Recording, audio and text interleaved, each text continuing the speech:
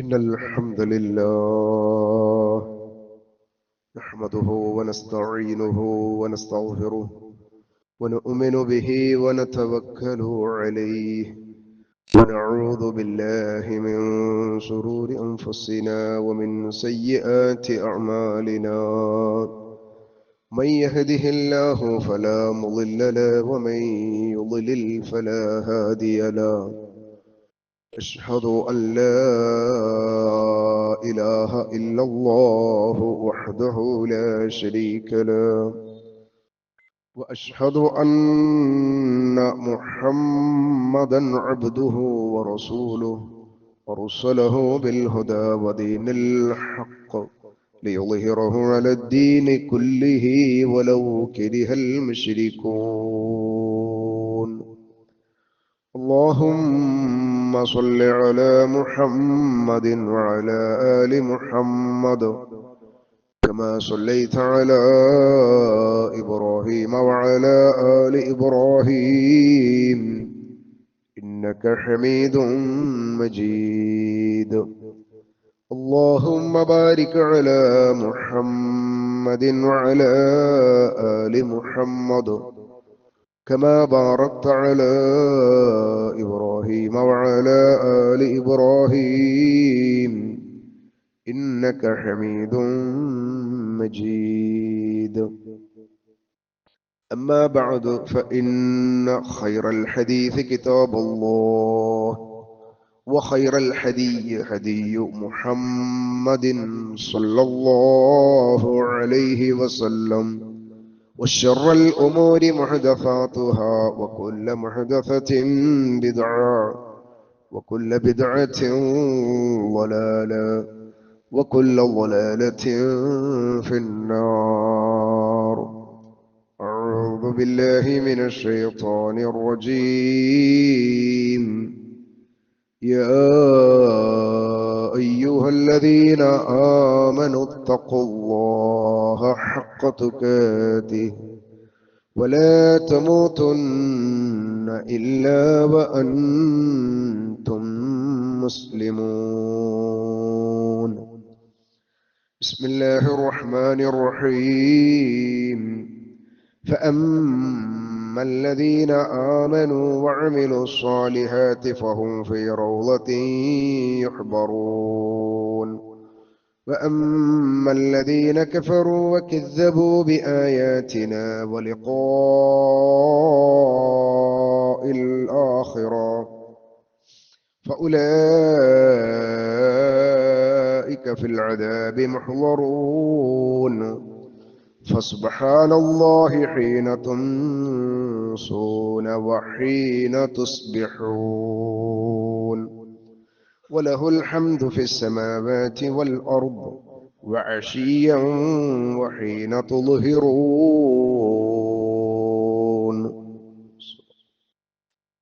ഏറ്റവും ബഹുമാനമുള്ള സത്യവിശ്വാസികളെ സത്യവിശ്വാസിനികളെ അല്ലാഹുവിന്റെ നിയമനിർദ്ദേശങ്ങളെ ജീവിതത്തിന്റെ എല്ലാ മേഖലകളിലും ഏറ്റവും നല്ല സൂക്ഷ്മതയോടെ നിലനിർത്തി ജീവിക്കണമേ എന്ന് സ്വന്തത്തെ ഓർമ്മപ്പെടുത്തുന്നത് പോലെ നിങ്ങളെയും ഓർമ്മപ്പെടുത്തുകയാണ്, വസിയ്യത്ത് ചെയ്യുകയാണ്. ഈ ലോകത്ത് നമ്മൾ ജീവിച്ചുകൊണ്ടിരിക്കുമ്പം അള്ളാഹുവിനെ പരിപൂർണമായി തൃപ്തിപ്പെട്ടുകൊണ്ട് ജീവിക്കുവാനും ഈ ലോകത്തു നിന്ന് വിട പറയുന്ന നമ്മുടെ അവസാനത്തെ സമയം അള്ളാഹു നമ്മെ തൃപ്തിപ്പെട്ടുകൊണ്ട് വിട പറയുവാനുമുള്ള ആ മഹാ തൗഫീഖിനായി സദാ പ്രാർത്ഥിക്കുക. അല്ലാഹു സുബ്ഹാനഹു തആല അവന്റെ ഇഷ്ടജനങ്ങളിൽ നമ്മയും സ്വീകരിക്കുമാറാവട്ടെ. പരിശുദ്ധ ഖുർആനിലെ സൂറത്തു റൂമിലെ അതിന്റെ 15, 16, 17, 18 ആയത്തുകളാണ് ആമുഖമായി ഓതിയത്. വളരെ ശ്രദ്ധേയമായ ഏതാനും കാര്യങ്ങളെ മനുഷ്യരുടെ മനസ്സിലേക്ക് ഓർമ്മപ്പെടുത്തി തരുന്നതിന്റെ ഒരു രീതി കൂടി ഈ അധ്യായത്തിൽ നിന്ന് നമുക്ക് ബോധ്യപ്പെടും.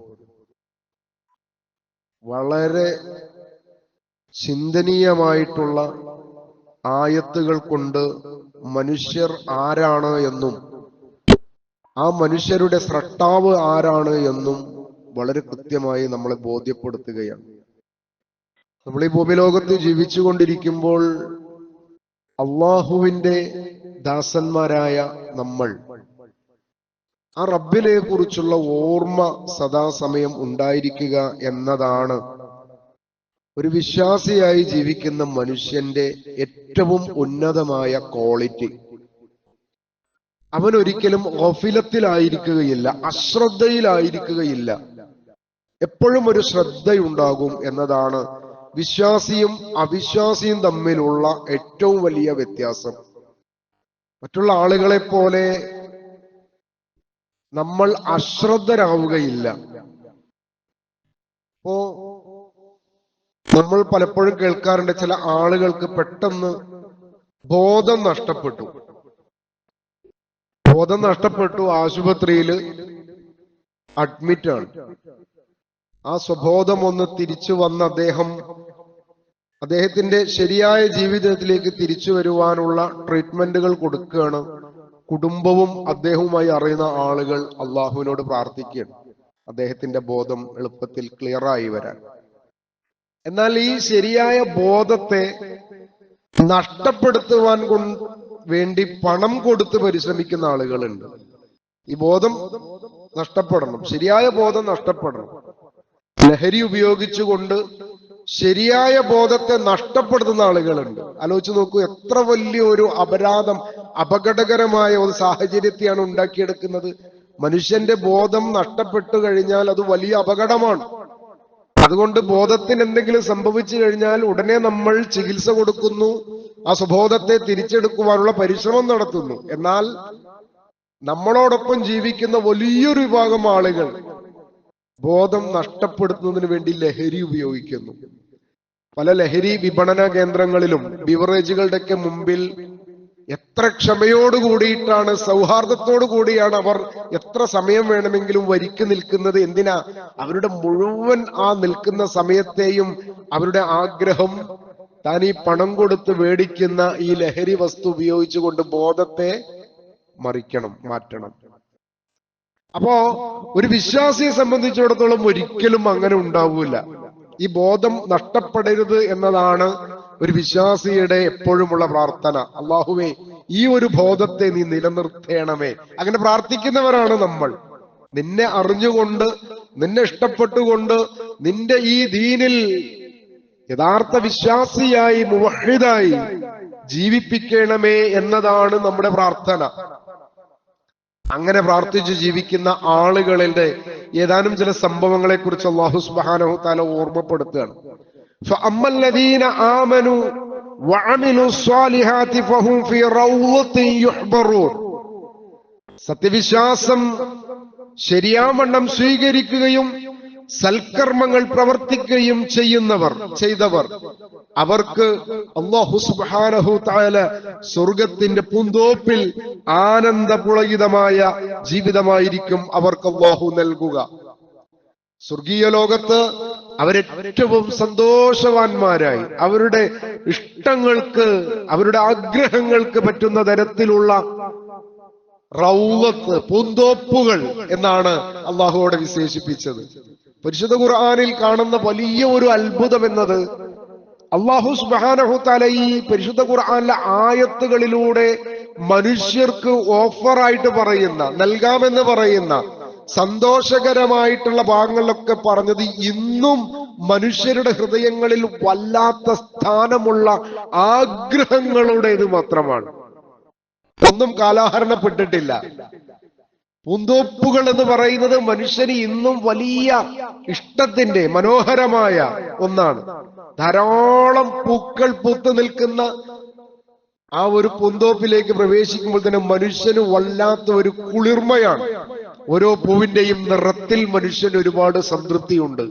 ഓരോ പൂവിന്റെയും വർണ്ണങ്ങളിലും അതിന്റെ വ്യത്യസ്തമായിട്ടുള്ള കാഴ്ചപ്പാടുകളിലും അതിന്റെ വ്യത്യസ്തമായിട്ടുള്ള രീതികളിലും, ഓരോ പൂവിനും വ്യത്യസ്തമായിട്ടുള്ള രീതികളാണ് അതിനെ സൃഷ്ടിച്ചിരിക്കുന്നത്. അതിലൊക്കെയും നമുക്ക് വല്ലാത്ത ആനന്ദമാണ്. നമ്മുടെ നാട്ടിലൊക്കെ ഇന്ന് മനുഷ്യരുടെ ഹൃദയത്തെ ഏറ്റവും കൂടുതൽ സ്വാധീനിക്കാവുന്നതാണ് ഫ്ലവർ ഷോ എന്ന് പറയുന്നത്. സാധിക്കുമെങ്കിൽ അതൊക്കെ പോയി കാണണം. ജീവിതത്തിൽ അത്തരം കാഴ്ചകൾ കാണുമ്പോൾ വിശ്വാസി പറയണം, റബ്ബന മാ ഖലഖത ഹാദാ ബാതിലൻ സുബ്ഹാനക ഫഖിനാ അദാബന്നാർ. അങ്ങനെ അള്ളാഹു പറഞ്ഞത്. നിങ്ങൾ ഇങ്ങനെ കാഴ്ചകൾ കാണുമ്പോൾ അള്ളാഹുവേ, ഇതൊന്നും നീ വെറുതെ സൃഷ്ടിച്ചതല്ല, ഇതിലൊക്കെ ഒരുപാട് അത്ഭുതങ്ങളുണ്ട്, അത് മുഴുവനും അറിയുന്നവൻ നീ മാത്രമാണ്, നീ എത്ര പരിശുദ്ധനാണല്ലോ, നാളത്തെ നരകത്തിന്റെ അദാബിൽ നിന്നല്ലാ നിന്നോട് കാവൽ. എത്ര കൃത്യമാണ് വിശ്വാസിയുടെ ജീവിതത്തിന്റെ നിലവാരം. ശ്രദ്ധേയമാണ്, എപ്പോഴും ശ്രദ്ധേയമാണ്. അവന്റെ വിശ്വാസത്തിൽ എപ്പോഴും അതിൻ്റെതായിട്ടുള്ള ഒരു ഭയഭക്തിയും തഖ്വയും സ്വാധീനിക്കും. അങ്ങനത്തെ ആളുകൾക്ക് അല്ലാഹു സുബ്ഹാനഹു തആല സ്വർഗീയത്തിൽ സ്ഥിരവാസികളായി അവരെ പ്രവേശിപ്പിക്കുമെന്ന് പറയുന്നു. എന്നിട്ട് തൊട്ടടുത്ത ആയത്തിൽ പിന്നെ പറയുന്നത് വഅമ്മല്ലദീന കഫറു വകദ്ദബൂ ബിആയാതിനാ വലിഖാഇൽ ആഖിറ ഫഉലൈക ഫിൽ അദാബി മുഹ്ദറൂൻ. എന്നാൽ സത്യത്തെ നിഷേധിക്കുകയും നമ്മുടെ വചനങ്ങളെയും പരലോകത്തിലെ നാമുമായുള്ള സംഗമത്തെയും തള്ളിപ്പറയുകയും ചെയ്തവർ, അവർക്കാണെങ്കിലോ ശക്തമായ ശിക്ഷയാണ്. ആ ശിക്ഷയോടെയായിരിക്കും അവരെ ഹാജരാക്കുക. വെറുതെ അങ്ങ് മരിച്ചു പോകാമെന്ന് വിചാരിക്കുന്നുണ്ടോ മനുഷ്യൻ? അങ്ങനെയാണോ നമ്മുടെ കാഴ്ചപ്പാടിൽ? നമ്മുടെയൊക്കെ കൂടെയുള്ള പാറ്റകൾ, പറവകൾ, അതുപോലെയുള്ള ജീവികൾ എവിടെയോ കിടന്ന് ഏതോ ഒരു സമയത്ത് ജീവൻ പോകുന്നു. ഒരു പക്ഷെ ആ കിടന്നോടത്ത് കിടന്ന് തന്നെ അത് അങ്ങ് മണ്ണായി, പുഴുവരിച്ച് മണ്ണായി തീർന്നു പോകുന്നു. അങ്ങനെ അങ്ങ് പോകാമെന്ന് മനുഷ്യർക്ക് ആരും അങ്ങനെ വിചാരിക്കുന്നില്ല. ഈശ്വരവിശ്വാസികളാവട്ടെ, നിരീശ്വരവാദികളാവട്ടെ, അവരൊക്കെയും ഞങ്ങൾ എവിടെയാണോ വീണ് കിടക്കുന്നത് അവിടെ കിടന്ന് അങ്ങ് ചീഞ്ഞു പോയിക്കോട്ടെ എന്ന് ഇന്ന് വരെ ആരും പറഞ്ഞിട്ടില്ല. ആ ഭൗതിക ശരീരം അതിൻ്റെതായിട്ടുള്ള രീതിയിൽ തന്നെ മനുഷ്യർ കൈകാര്യം ചെയ്യുന്നുണ്ട്. അങ്ങനെ കൈകാര്യം ചെയ്തു കഴിഞ്ഞാൽ അതോടുകൂടി അവസാനിക്കുമോ? അതോട് തീർന്നോ? തീർച്ചയാണ്. മനുഷ്യർ മരണപ്പെട്ടു കഴിഞ്ഞാൽ അവരെ ഖബറിൽ വെച്ച് കഴിഞ്ഞ ദിവസങ്ങൾ കൊണ്ട് തന്നെ അവരെ ശരീരത്തിന്റെ ഭാഗങ്ങൾ ഓരോന്നോരോന്ന് നശിച്ചു പോകും. കണ്ണുകൾ കൊഴിഞ്ഞു വീണു പോകും. ശരീരത്തിലൂടെ നമ്മൾ ഒരിക്കലും പ്രതീക്ഷിക്കാത്ത തരത്തിലുള്ള ജീവികൾ ആ ജീവനില്ലാത്ത ശരീരത്തിൽ നിന്ന് പുറത്തേക്ക് വരും. അത് സത്യമാണ്, യാഥാർത്ഥ്യമാണ്. അങ്ങനെ അങ്ങ് മണ്ണായി തീർന്ന് അവസാനിച്ചു പോകും എന്നാണോ മനുഷ്യൻ വിചാരിക്കുന്നത്? ആ വിചാരത്തെയും അള്ളാഹു ഇതിൽ തുടർന്ന് വരുന്ന ചില ആയത്തുകൾ കൊണ്ട് നമ്മളെ ചോദിക്കുന്നുണ്ട്. അങ്ങനെ അങ്ങ് അവസാനിച്ചു പോകുമെന്ന് വിചാരിക്കുന്നുണ്ടോ?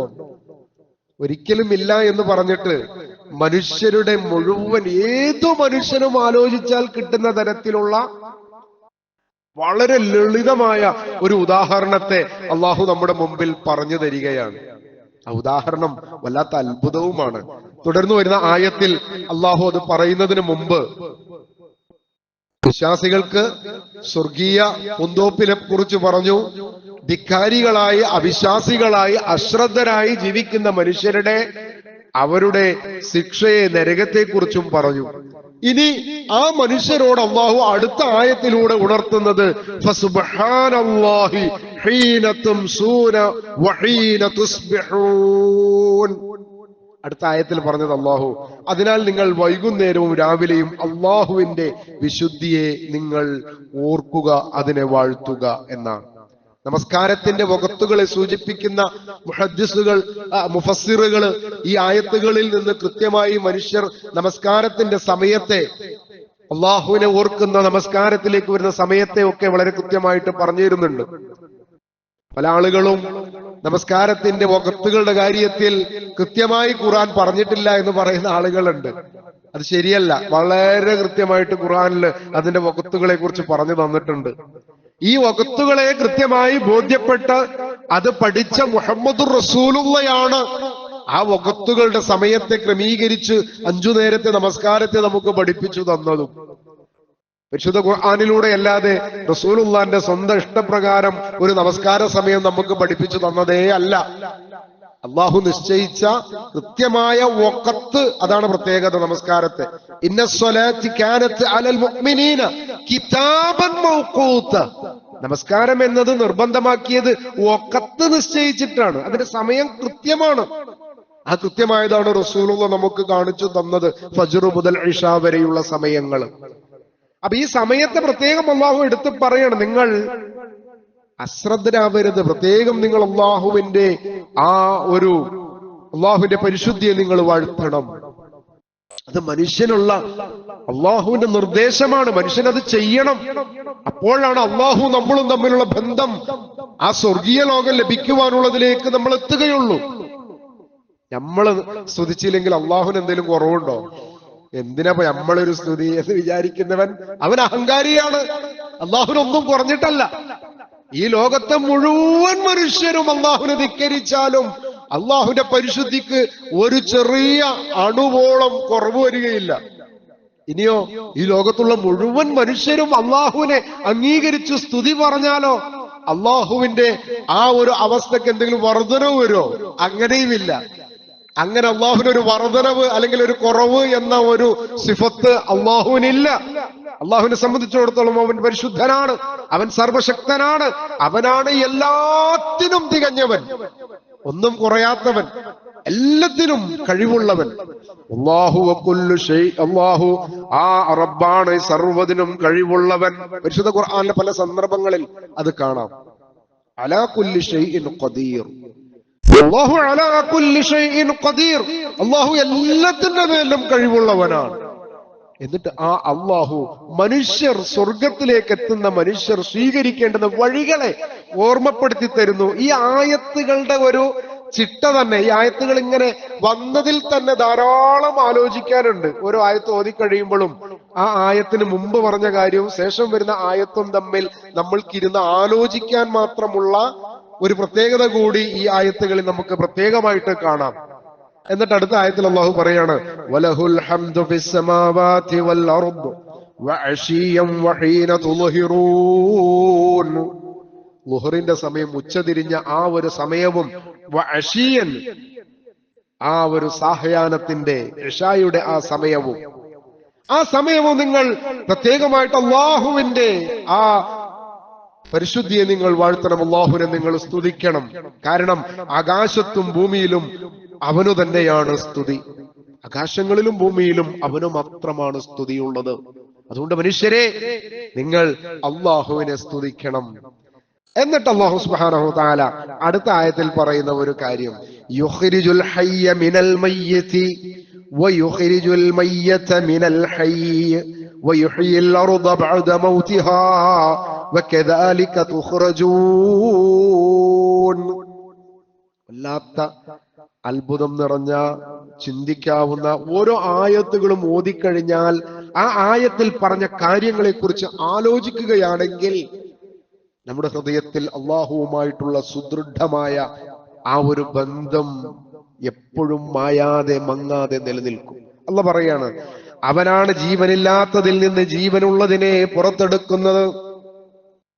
ജീവനില്ലാത്തതിൽ നിന്ന് വയുഖ്രിജുൽ ഹയ്യ മിനൽ മയ്യിത്ത്, ജീവനില്ലാത്തതിൽ നിന്ന് ജീവനുള്ളതിനെ പുറത്തു കൊണ്ടുവരുന്നു.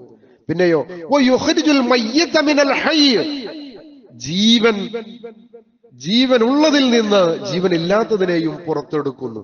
വയുഹ്യിൽ അർദ ബഅദ മൗതിഹാ, നമ്മുടെ ഈ ഭൂമി വിശേഷം അതിന്റെ പച്ചപ്പുകൾ മുഴുവനും അവസാനിച്ചു. ചെടികളൊക്കെയും ഉണങ്ങി തുരുമ്പായി ധൂളികളായി പാറി ഉണങ്ങിപ്പോയി അല്ലെ? ആ കടുത്ത വേനലിൽ നമ്മൾ കണ്ടുകൊണ്ടിരിക്കുന്ന ഒരു യാഥാർത്ഥ്യമാണത്. കുന്നുകളും പാടങ്ങളും ഒക്കെ ഉണങ്ങി അതിന്റെ താളുകളൊക്കെ ഞുരുമ്പിപ്പോയി.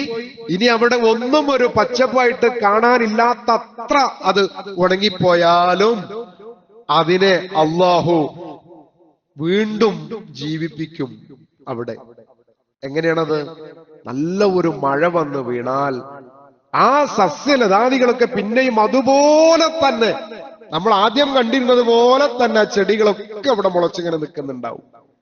കൂട്ടമായി നിൽക്കുന്ന നമ്മുടെ വളപ്പുകളിലൊക്കെ കാണുന്ന ചേമ്പിന്റെയും അതുപോലെ തന്നെ മറ്റു തൊട്ടാവാടിയും കുറുന്തോട്ടിയും എന്തൊക്കെ ആ സ്ഥലത്തുണ്ടായിരുന്നോ അതൊക്കെ ഉണങ്ങി ധൂളിയായി നശിച്ചു പോയിട്ടുണ്ട്.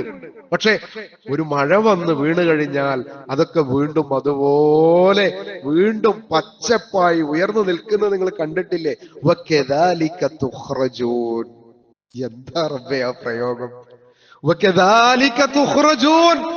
ഇതുപോലെ ആ മണ്ണിന്റെ അടിയിൽ നിങ്ങളെ മറവ് ചെയ്ത് മണ്ണിനടിയിൽ ലയിച്ചു, അതിൽ മണ്ണായിപ്പോയി എന്ന് പറഞ്ഞു. ഇനി ഒരിക്കലും നിങ്ങൾ ഉയർന്നു വരില്ലെന്ന് വിചാരിക്കുന്ന നിങ്ങൾ ഉണ്ടല്ലോ, നിങ്ങളെ വകദാലിക തുഖ്റജൂൻ. എങ്ങനെയാണോ ആ സസ്യങ്ങൾ, ആ പച്ചപ്പുകൾ ഭൂമിക്ക് മുകളിൽ പിന്നെയും തളിർത്തു വന്നത്, അതുപോലെ നിങ്ങളെ ഈ ഭൂമിക്ക് മുകളിലേക്ക് അല്ലാഹു കൊണ്ടുവരും എന്ന്. ഈ ഉദാഹരണം മനസ്സിലാകാത്ത മനുഷ്യരാരെങ്കിലും ഉണ്ടാവോ? നമ്മൾ കണ്ടുകൊണ്ടിരിക്കുന്ന ഒരു യാഥാർത്ഥ്യമല്ലേ? മഴക്കാലം വന്നു, വീണ്ടും ചെടികളും പൊന്തകളും ഒക്കെ നിറഞ്ഞു നിന്നു. ഇതുപോലെ മനുഷ്യൻ ആ ഖബറിൽ നിന്ന് അവനെ അള്ളാഹു കൊണ്ടുവരും എന്ന് ഓർമ്മപ്പെടുത്തുകയാണ്. എന്നിട്ട് അള്ളാഹു വീണ്ടും അതിന്റെ തൊട്ടടുത്ത ആയത്തിൽ പറയുന്നത് വമിൻ ആയാതിഹി, ആ സ്രഷ്ടാവ് ഉണ്ട് എന്നതിനിതാ ഒരു തെളിവ് നിങ്ങൾക്ക് പറഞ്ഞു തരുന്നു. ഒരു സ്രഷ്ടാവുണ്ട് എന്നതിനിതാ നിങ്ങളെ ഓർമ്മയിലേക്ക് ഒന്നുകൂടി നിങ്ങളെ ശ്രദ്ധ ക്ഷണിക്കുന്നു. എന്താണ്? അൻ ഖലഖകും മിൻ തുറാബിൻ ثم إذا أنتم بشر تنتشرون. മനുഷ്യരെ, നിങ്ങളിങ്ങനെ ധാരാളമായിട്ട് ഇങ്ങനെ വ്യാപൃതമായിട്ടുണ്ട് മനുഷ്യർ. പല സംഘങ്ങളും പല ഗോത്രങ്ങളും പല കുടുംബങ്ങളും പല പാർട്ടികളും ശക്തികളും അവരുടെ ശക്തി പ്രകടനങ്ങളും ഒക്കെ ഉണ്ട് അല്ലെ? അങ്ങനെയൊക്കെ ഉണ്ടാവുമ്പോഴും നിങ്ങൾ ഓരോരുത്തരും എവിടെ നിന്നാണോ തുടങ്ങിയത് നിങ്ങൾ അറിയോ? നിങ്ങൾ അല്ലാഹു മണ്ണിൽ നിന്നാണ് തുടങ്ങി വെച്ചത്. മണ്ണുകൊണ്ടാണ് നിങ്ങളെ സൃഷ്ടിച്ചത്. ആ മണ്ണിൽ നിന്ന് സൃഷ്ടിച്ച നിങ്ങളെ പിന്നെ അല്ലാഹു മനുഷ്യരായി ഇവിടെ വ്യാപിപ്പിച്ചു. നിങ്ങളെ അവൻ മണ്ണിൽ നിന്ന് സൃഷ്ടിച്ചു.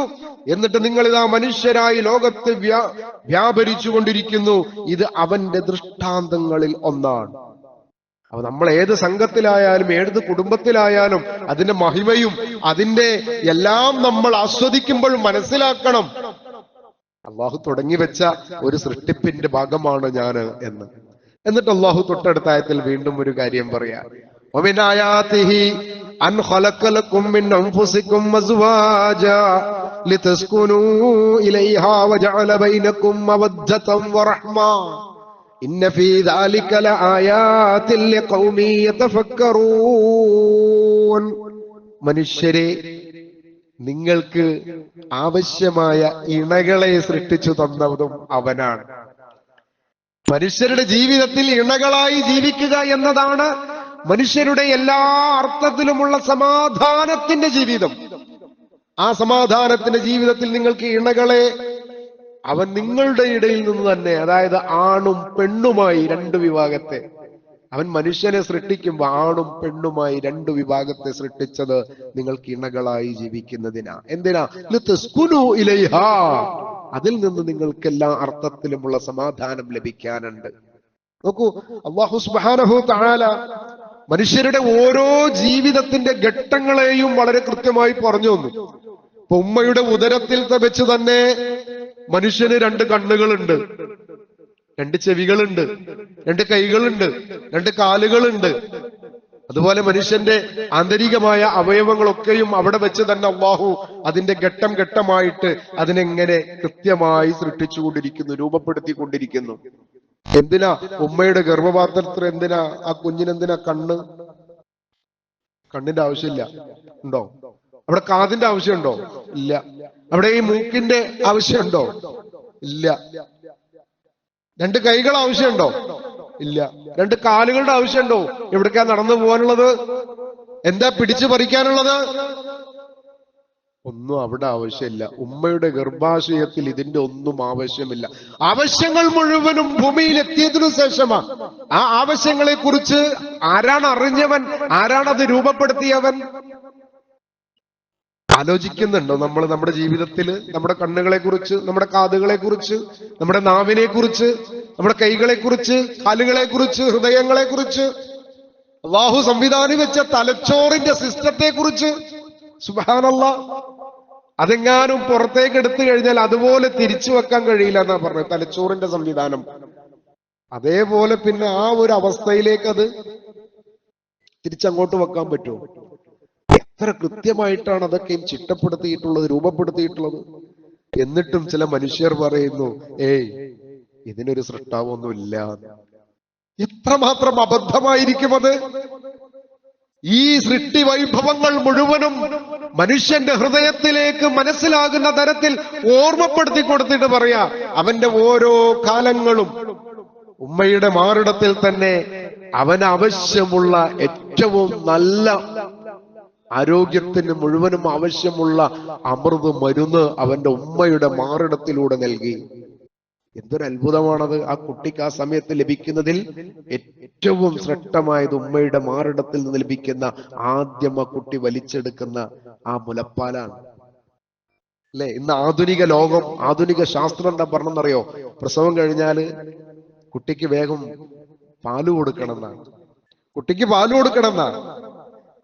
ഈ കാലഘട്ടത്തിലാ നമ്മുടെ നാട്ടില് ഒരു കുടുംബം, ഒരു സഹോദരിയും സഹോദരനും ആശുപത്രിയിൽ പ്രസവത്തിന് വേണ്ടി സഹധർമ്മിണിയെ അഡ്മിറ്റ് ചെയ്തു.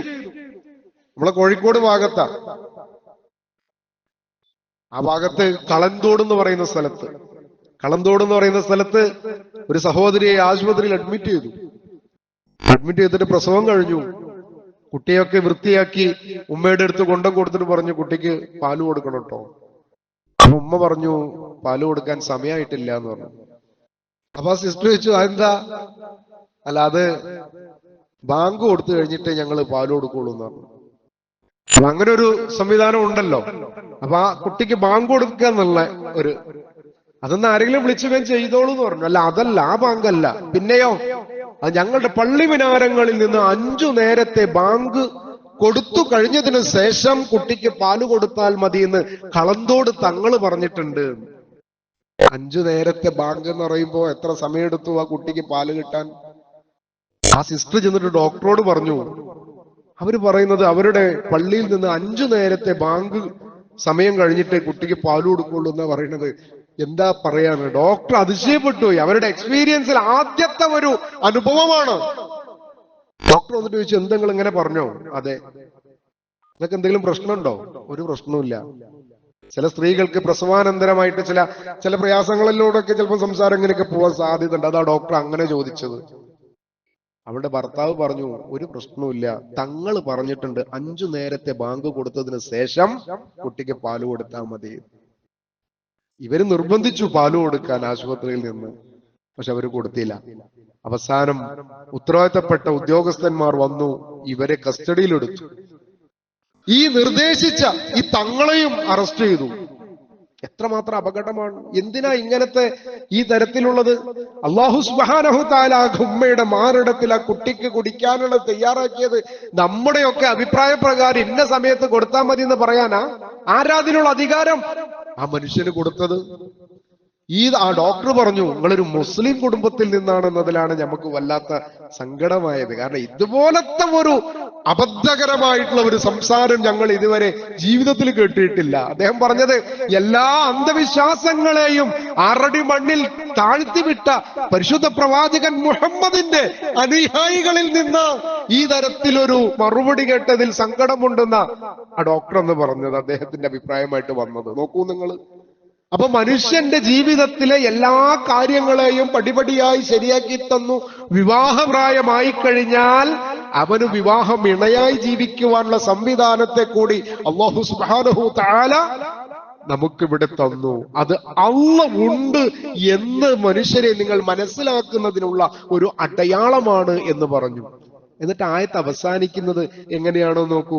ഇന്ന ഫീ ദാലിക ലആയാതിൽ ലിഖൗമി യതഫക്കറൂൻ. മനുഷ്യരെ, ചിന്തിക്കുന്ന ആളുകൾക്ക് ഇതിൽ ധാരാളം ദൃഷ്ടാന്തം ഉണ്ട് കേട്ടോ.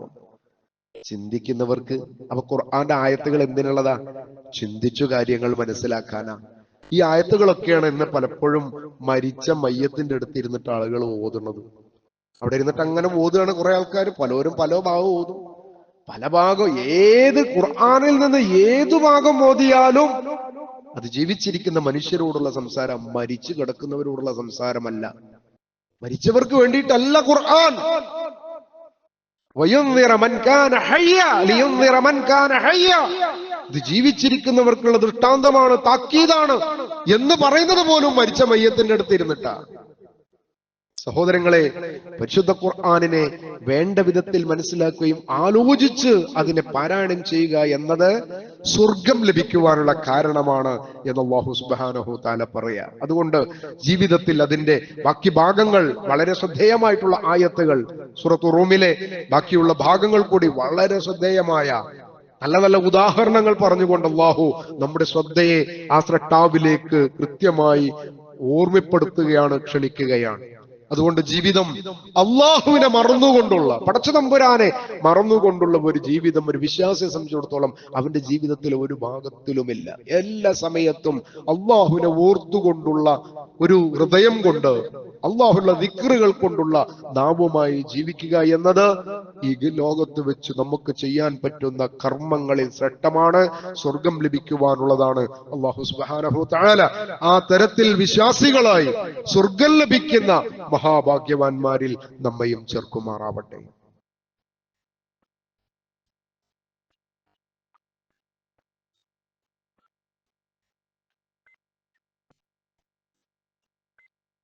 അൽഹംദുലില്ലാഹ് الذي هدانا لهذا وما كنا لنهتدي لولا أن هدانا الله. اللهم صل على محمد وعلى آل محمد كما صليت على إبراهيم وعلى آل إبراهيم إنك حميد مجيد. أما بعد فاتقوا الله عباد الله. സഹോദരങ്ങളെ, സഹോദരിമാരെ, അള്ളാഹുവിനെ സൂക്ഷിക്കണേ എന്ന് ഒരിക്കൽ കൂടി ഓർമ്മപ്പെടുത്തുകയാണ്.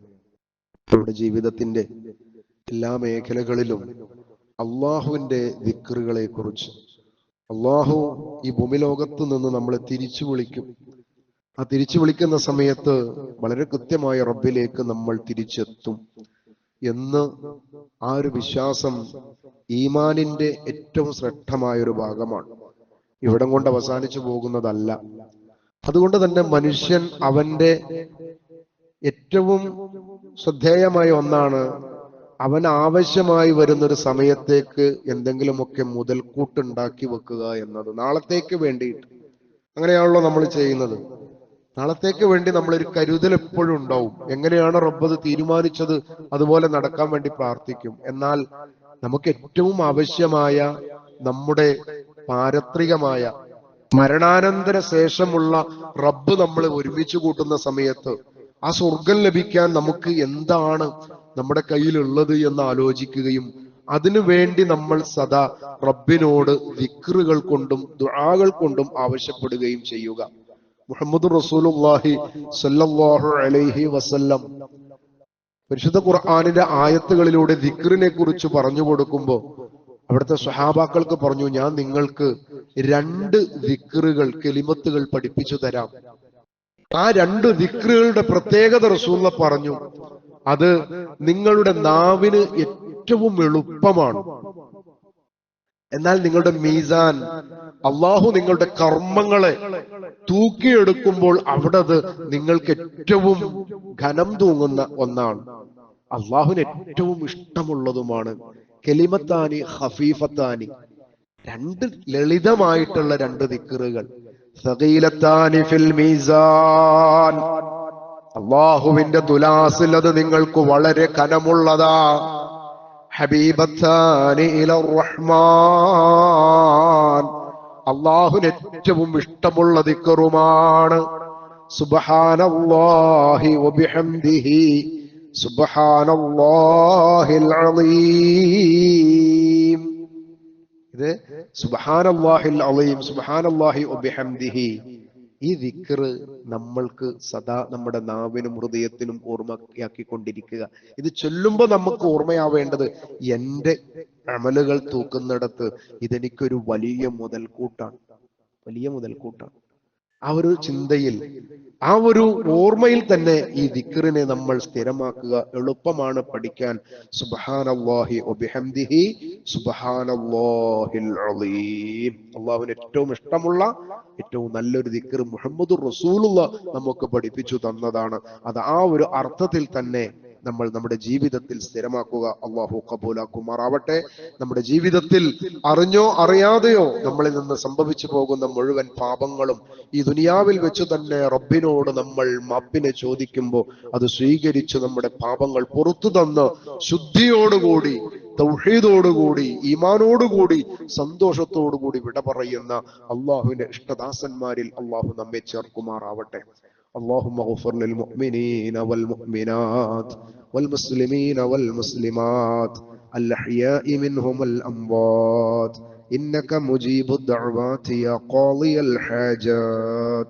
اللهم ربنا تقبل منا إنك أنت السميع العليم وتب علينا إنك أنت التواب الرحيم واغفر لنا يا غافر المذنبين آمين برحمتك يا أرحم الراحمين.